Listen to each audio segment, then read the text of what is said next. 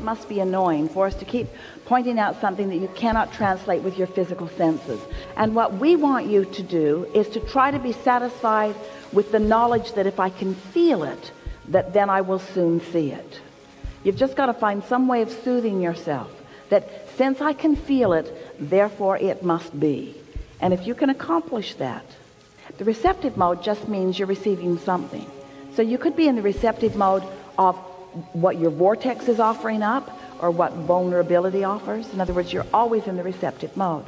So if you just start there by acknowledging that whatever is occurring to you, whatever thoughts are coming to you, whatever manifestations are happening, they are happening in direct relationship with whatever receptive mode you're in.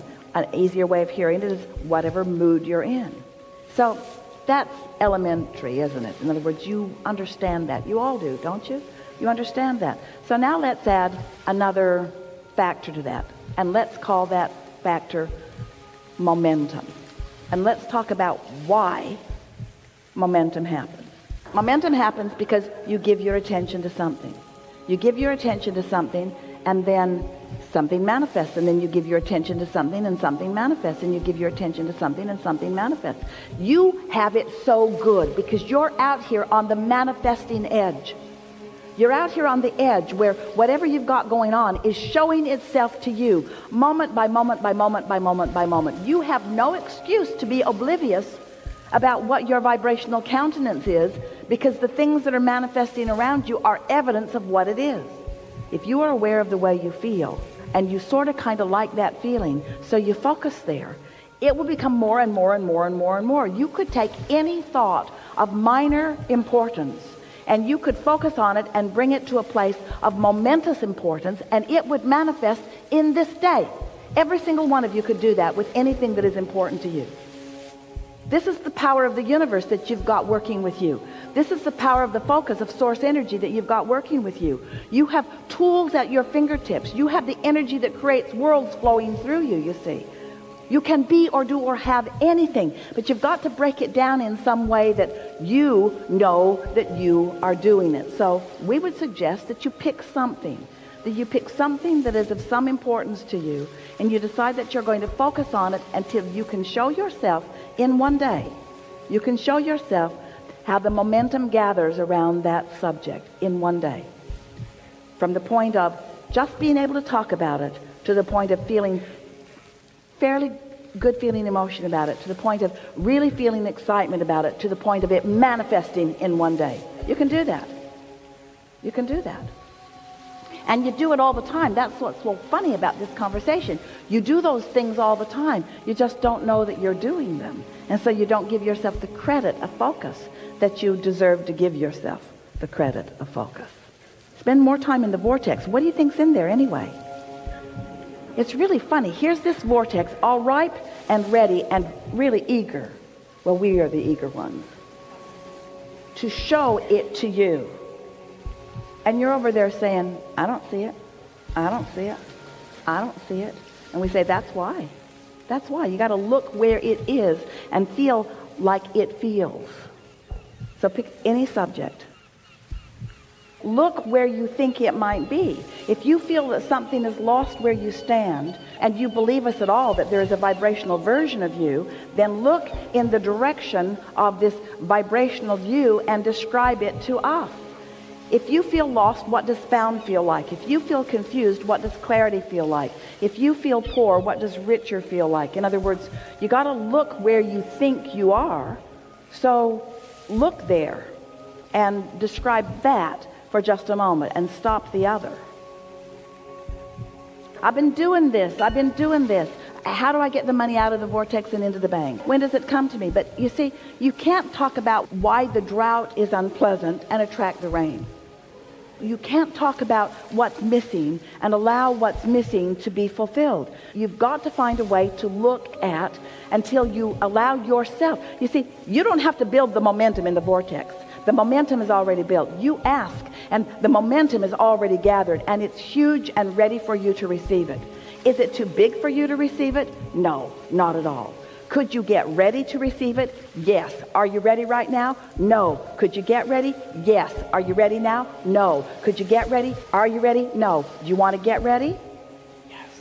You want to get ready? So, do you believe that there is a vibrational version of things that you want? Yes. And do you think that you could find any words for them, or is it just a big, murky mess of a mist of little pieces of things that you've thrown into it? Or do you think there's anything in that that you could define and see? It isn't easy to go there because you don't have the momentum, but we promise you the momentum will come fast. You see, it's easy to tell the other story because that momentum's there. It's easy to say all of those things, but it's not how it needs to be. What's in your vortex that you would like to define? We just want you to find some simple thing that's over there, like a state of clarity or any old thing. What's there that you want? What's there that's missing? What's found that you feel lost from? What's over there that isn't over here? What's over there that you want? What's over there? What's out there? What's up there? What is it that you want? What do you want that you don't have? Pick something that you feel close to. So when you say, I want cars, or I want everything, and you say, how? Just change that one question to why. Because the why will hold you in the momentum of your desire longer. The how almost every time will take you out of it. Whenever you ask yourself for an answer that you don't have, you lose your connection.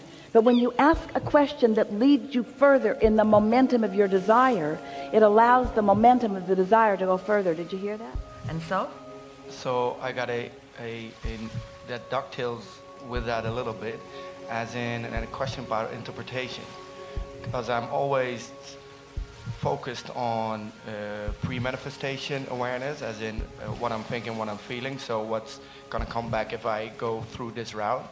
But I'm also always interested in post-manifestation awareness.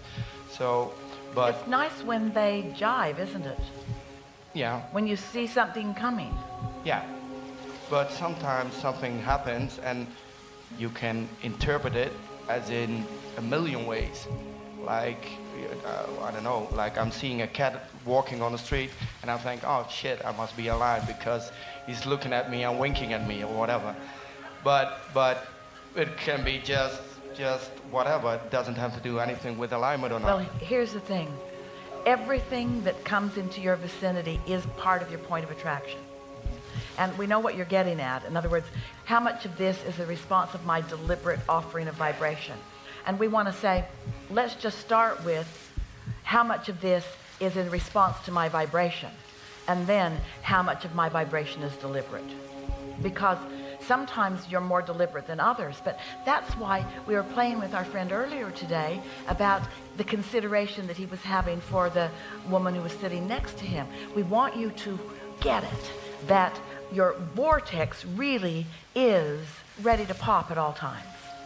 So actually, very little that you are doing in this red hot moment is the reason that something comes into your experience. Just like when you plant the kernel of corn in the ground, you don't expect it to just pop up and be full of ears. You understand that there's a process. And so there's this deciding process and the planting process and then tending to process, and there's the natural gestation process, and there's the law of attraction in your own inner being and source energy focused upon it process. Things are always being presented, or you might say projected, or you could say revealed to you. Things are always being revealed to you. The big question is, are you in a state of realization of it? And the more you hold yourself in that state of being tuned in so that you are focused upon and feeling and aware of the dovetailing of you and you, the fullness of you and you, then you begin to feel that, not only the feeling that we're all in this together, but the importance of your point of view. The feeling of invincibility, what we mean by that is, I can do anything. say again? I can do anything. That's what it is for me. Not only I can do anything that I decide to do, but in this moment of time, the energy that creates worlds is pouring through me. And all that I've intended that is in my vortex is available to me. And that feeling of invincibility or eagerness or readiness is the feeling that allows you to receive the impulse or the words, you say. You see, to many in the world, someone doing what Esther is doing or what you are doing seems like something odd or something rare, but it should not be either, because everyone is an extension of source energy. But if someone doesn't understand the process and hasn't paid attention to their own emotions and hasn't shown themselves bit by bit by paying attention, brilliant you, to pre-manifestation and post-manifestation. And we tease our physical humans because you create your own reality, but most of you don't even have an awareness of the reality you've created until it shows up, and then you go, yikes, or yay. But when you are deliberately contouring your emotions by deliberately choosing your thoughts, when you get some measure of control over the knee-jerk reactions, and instead of having knee-jerk reactions, you are having deliberate thoughts about things, then that feeling of invincibility, or that feeling of certainty, that feeling of I know who I am, that feeling of all is right in my world, that feeling of love for everyone, that ability to look into any composite of energy, which means one single human or a family or a nation or a world, that whatever you are choosing is your object of attention. When you are in true concert with who you really are, what you find when you look is something that you love. But you got to train yourself into those satisfying feelings. Otherwise, you don't know what you're seeing. And if you're in that not always, but mostly state of alignment, are you then automatically, that's step 5, right? That you're automatically choosing the interpretation of the post-manifestation as in positive? You see value in every single thing. When contrast happens, even if it hits you hard for a minute, you acknowledge its value because you know what it has launched. And you understand that it's what you came for. And so you don't spend any time going past a little dissatisfaction. You pull yourself back into satisfaction right away, because you understand that contrast must be allowed and even embraced and even adored in order to be the deliberate creator that you've been born to be.